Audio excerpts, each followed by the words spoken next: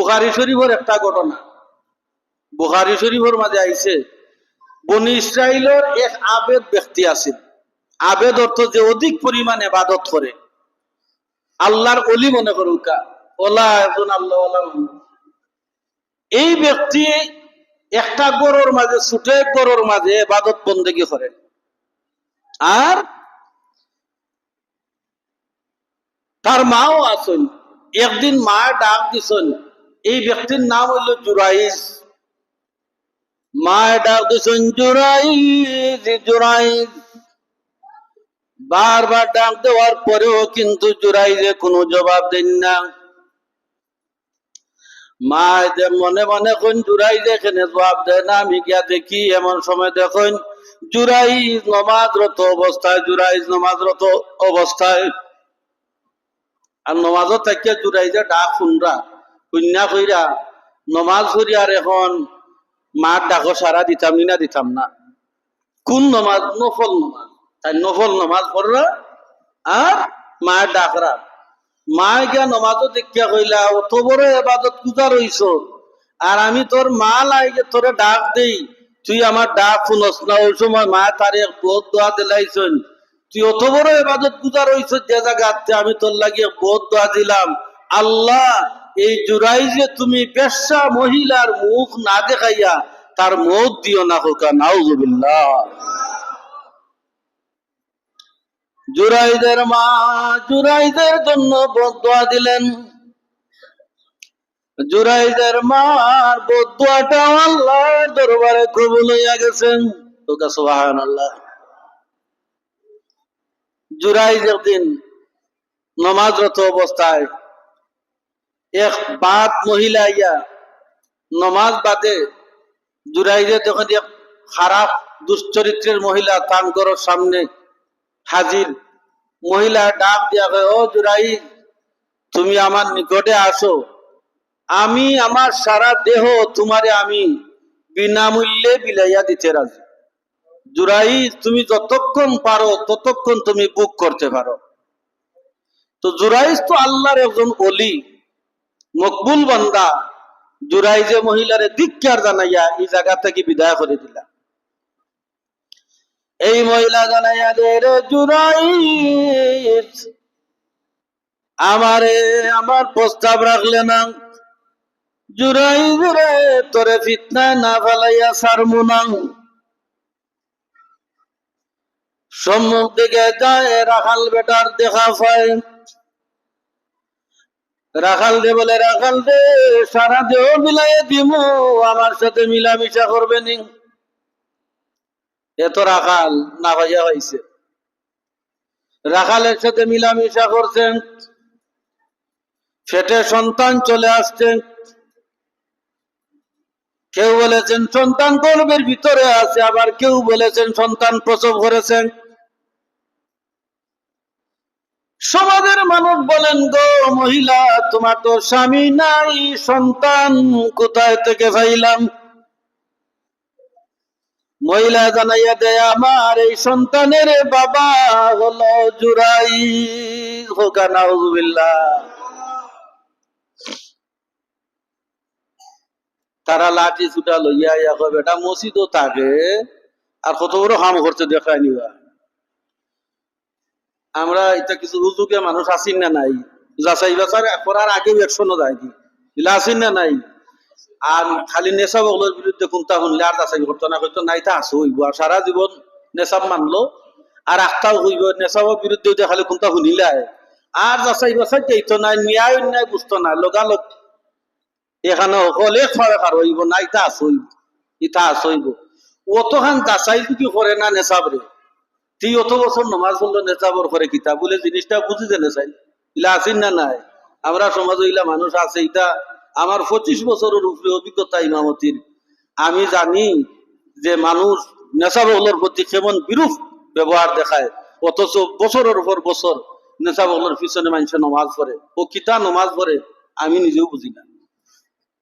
হযরত হাজরিন, এইভাবে এটা আসতা কিনা, এটা হোক সময় থেকে চলিয়ে আইছে। ইলা মানুষ তারার উত্তরসূরি এখন ওই জমিন আছে, কিয়ামত পর্যন্ত থাকবো। এটা দুঃখিত হওয়ার কোনো কারণ নাই। হযরত হাজরিন, যেই মাত্র এই কথা তারা শুনছে, লাঠি ছুটা লইয়া ইয়া জুরাইজের এবাদত খানা বাইন গিয়া জুরাইজের তারা গালাগালি শুরু করছে। জুরাইজ কইল আমি ঘটনা করছি না, তারা কিন্তু মানল না। জুরাইজ, তোমরা একটু অপেক্ষা করো, একটু অপেক্ষা করো, আমার একটু আসতে দেও। কোথায় যাইব? আমার মায়ের নিকটে যাইব। জোড়াই দৌড় দিয়া মায়ের নিকটে যায়, মায়ের নিকটে যায়। মাকে বলে, মা গো, ও মা, তুমি আমার বিরুদ্ধে বদদুয়া দিয়ে দিয়েছো গো মা। ও মা, তুমি তোমার বদদুয়াটা ফিরাইয়া নাও, কঠিন মুসিবতের সম্মুখীন আছি। মা তো মা সন্তান কঠিন মুসিবতে শুনলে মা সহ্য করতে পারে না। সাথে সাথে মা আল্লাহর দরবারে দুইটা হাত তুলেন, দোয়া করে, আল্লাহ, আমি আমার জুরাইদের বিরুদ্ধে যে বদদুয়া করেছিলাম গো, আমি আমার বদদুয়াটা ফিরিয়ে নিলাম, আমার জুরাইদকে তুমি মুক্ত করে দাও। হলেও কা সুবহানাল্লাহ।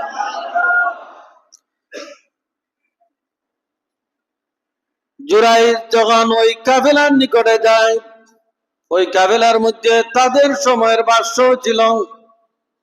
জুরাইদ বলেন, ওই মহিলা কোথায়? সন্তান কোথায়? সন্তান যখন আনা হলো, মহিলার খুলেন, ওই সন্তানের মাথার মধ্যে হাত এইভাবে রাখলেন জুরাইদ, আর সন্তানকে বললেন, এরে কুলের শিশু, আল্লাহর হুকুমে জবাব দে তোর বাবাকে।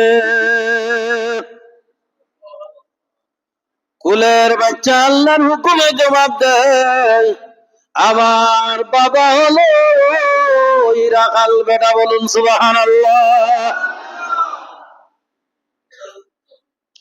অন্য বর্ণনার মধ্যে এসেছেন, বিরাট বড় একটা গাছকে উদ্দেশ্য করে জুরাইজ বলেছিলেন, রে গাছের ডাল, শাখা প্রশাখা, লতা পাতা, তোমরা তো আল্লাহর সৃষ্টি, আল্লাহর হুকুমে জবাব দেন এই সন্তানের বাবাকে। ওই গাছের লতা পাতা সাথে সাথে জবাব দিল, ওই সন্তানের বাবা হলো রাখাল বেটা। জুড়ে বলেন সুবহানাল্লাহ। অন্য বর্ণনার মধ্যে এসেছে, সন্তান ছিল পেটের মধ্যে। জুরাইজের উপর তহমত উঠার পরে জুরাইজ ওই মহিলার পেটের মধ্যে শাহাদাত আঙ্গুলি দ্বারা একটা কুসা দিয়া বললেন, এরে গর্ভের ভিতরের বাচ্চা, গর্ভের ভিতরের বাচ্চা, আল্লাহর হুকুমে জবাব দে তোর বাবাকে। গর্ভের ভিতর থেকে সন্তান জবাব দিল, আমার বাবা ওই রাখাল বেটা। বলুন সুবহানাল্লাহ। মার বদদুয়া সন্তান লাঞ্ছিত, মার নেক দুয়ায় সন্তান সম্মানিত, ঠিক কিনা? একদিকে মা বদদুয়া দিছেন, সন্তান ঝামেলায় পড়িয়া গেছেন, যেই মাত্র বদদুয়াটা ফিরাইয়া নিলেন, সন্তান সম্মানী হইয়া গেলেন, আল্লাহর ওলি যেমন ছিলেন তেমন হইয়া গেলেন। প্রিয় হাজিরিন, অনুরোধ করব, আপনি আপনার মা বাবার সাথে দুর্ব্যবহার করবেন না। এরে সন্তান, তুমি জানো না তোমার মা বাবা, তোমার মা, আমরা যখন আমাদের মায়ের গর্ভের ভিতরে ছিলাম, মায়ের গর্ভের ভিতরে থাকার পরে রাত্রের বেলা মা যখন ঘুমাইতে চাইতেন তখন ঘুমাইতে পারতেন না, ঘুম থেকে উঠতেন, কারণ পেটের ভিতরের মধ্যে আমরা নড়াচড়া করেছি।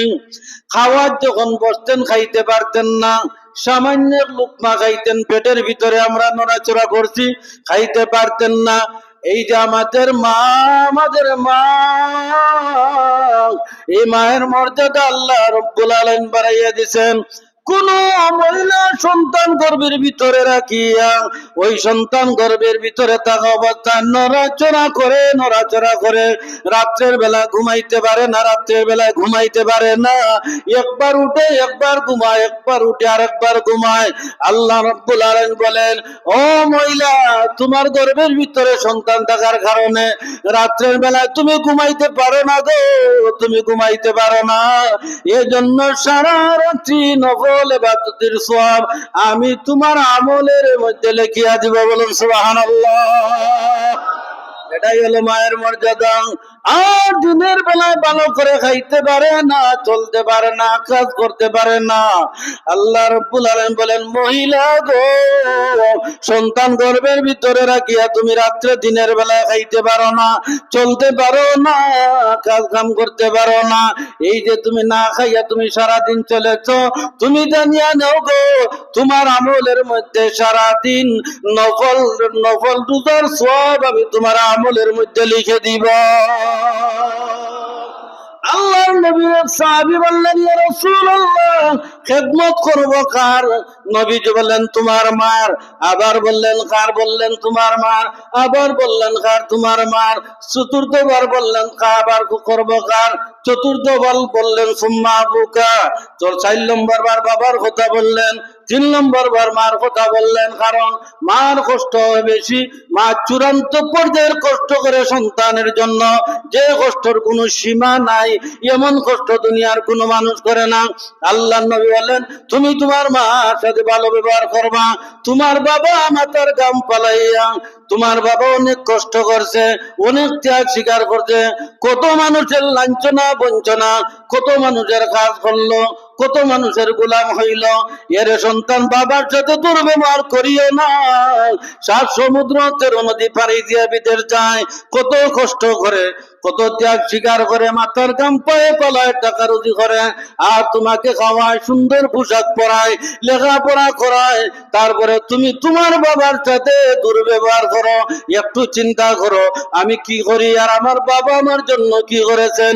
এজন্য কোন ভালো সন্তানের পরিচয় হলো মা বাবার সাথে যে সন্তান ভালো ব্যবহার করে, ওই সন্তান হলো ভালো সন্তান।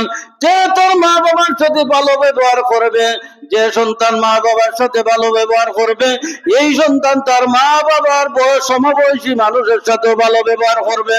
যে সন্তান তার মা বাবাকে চিনবে না, মা বাবার সাথে ভালো ব্যবহার করবে না, এই সন্তান তার মা বাবার সমবয়সী মানুষের সাথে ভালো ব্যবহার দেখাইবে না।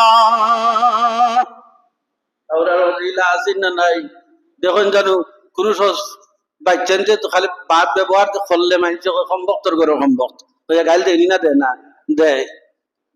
এর লাগি মা বাবার কোন সন্তানে চায় না আমার জীবন উন্নত? খেয়ে চায় না, খেয়ে চায় না আমার জীবন সুন্দর হোক। সবে চায় সুন্দর। সুন্দর জীবন হইতে হইলে একমাত্র পথ হইল মা বাবার লগে ভালো ব্যবহার দেখানো। সুন্দর জীবন করতে হইলে একমাত্র আপনি কই থাকি আপনি সুন্দর জীবন হইব, টেকা আইব কই থাকি, পয়সা আইব কই থাকি, তা চিন্তা করা লাগতো না। মা বাবার লগে ভালো ব্যবহার দেখাউকা, মা বাবার লগে ভালো ব্যবহার দেখাইয়া হালাল পথে রুজি করুকা, রুজির মাঝে খালি বরকত হইতে থাকবো, বরকত হইতে থাকবো। এর লাগি আমরা মা বাবার লগে ভালো ব্যবহার দেখাইতাম। মা বাপ নাই আপনি দোয়া করতা কিতাম, আল্লাহ বলেন, ওয়াগফির লাহুমা জানাহা যুল্লি মিনার রাহমাতি রাব্বি ওয়া কুর রাব্বিরহামহুমা কামা রাব্বায়ানি সগীরা। ও সন্তান, তোমার মা বাবা নাই, অথবা জীবিত থাকুক আর না থাকুক, তুমি কি করো?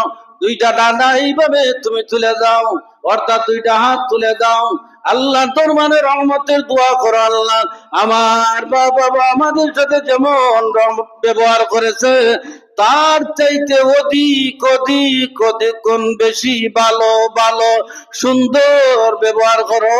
আল্লাহ তোমার রহমত, তোমার দয়ার নজর আমার মা বাবার প্রতি রাখো। আমরা মা বাবার লাগি দোয়া করতাম, মা বাপ নাই কিতা করতাম? বলে মা বাপ না থাকলে হযরত হাজিরিন মা বাপ সমবয়সী মানুষের লগে ভালো ব্যবহার দেখাইতাম। মা বাপ নাই হিসাবে এই মা বাবার লাগি দোয়া করতাম, মা বাবার লাগি দান খয়রাত করতাম। সন্তান গরিব খেনে হয়, বলে গরিব ওই মা বাপরেও যে খবর রাখছে আর একটা দিন খবর দেওয়ার তো করে না, মা বাবার লাগি একটা টাকা দান করা তো করে না, মা বাবার লাগি একটা কোরআন খতম করায় না, মা বাবার লাগি একটা কোনো জাতর বালা কোনো কাজও করে না। ও মা বাপের যে সম্পদ থইয়া গেছিল আল্লাহ রসুল ধীরে ধীরে ধীরে ধীরে একটা থেকে আটটা মুসিবত করে